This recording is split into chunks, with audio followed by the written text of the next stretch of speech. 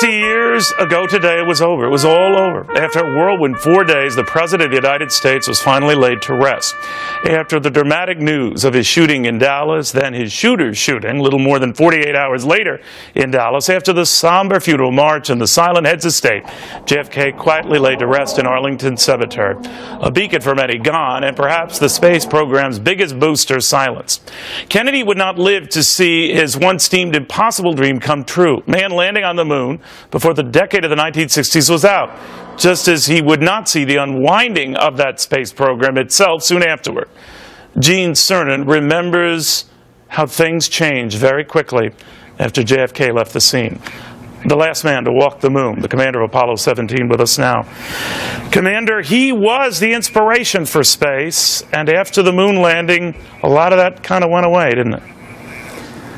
Yeah, he was the one who challenged the country, committed the country, said we have to be bold, said it's not good enough not to be first. A leader of nations needs to be a leader in space. And here we are today. I really wonder if he were here, what he might be thinking. I wonder too, Gene, I mean, given his passion for space, and it wasn't just about the race with the Soviets, that obviously dominated it in the beginning, but he was genuinely curious and eager to reach out to the heavens, trite as it might sound, but he had a genuine interest that would be man's next frontier, the frontier. It was often talked about that way. We have not heard that kind of talk out of the White House since, and something that we took for granted, our leadership there, we just squandered away. Yeah, Neil, you know, we all remember bits and parts of what he said, but none of us remember the details of what he really believed in. You could see it in his speeches. You could see it at his speech here, not just to the Congress, but here to the young folks in Houston at Rice Stadium. And to know, and I don't know how we got where we are today, but we don't have leadership in space. We don't have a desire to be excellence. We don't. Well, how can we have any of that? We have no mission, no goal, no plans for the future.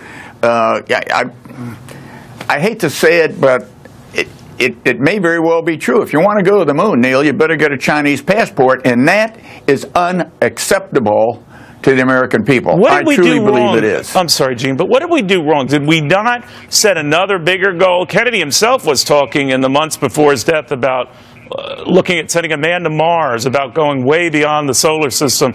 Was it just that the moon thing captivated everyone after it was said and done, be done? Well, no, he said we're not only going to go to the moon, but we're going to do the other things. You can figure out what the other things, and certainly Mars was, I believe, was in his agenda as far out as it was. And remember, all these challenges and commitment came in the terrible '60s, the birth of the drug age, campus unrest, civil strife, beginning of a very unpopular war. This man had not only vision, and not only was a dreamer, but I believe he was politically astute at the time, but he knew. He truly knew where he wanted this nation to go, and he absolutely committed himself and said it to us that it was unacceptable ever to be last. And here we find ourselves a half a century later, and we are indeed last. We have become a third world country in space, Neil. I'm sorry. That's the way it is, and the thing about it, we have to give our young kids, those teenagers out there, a follow-on generation, something to believe in, something that they think they can make happen. Jumping on you, it's the special this weekend.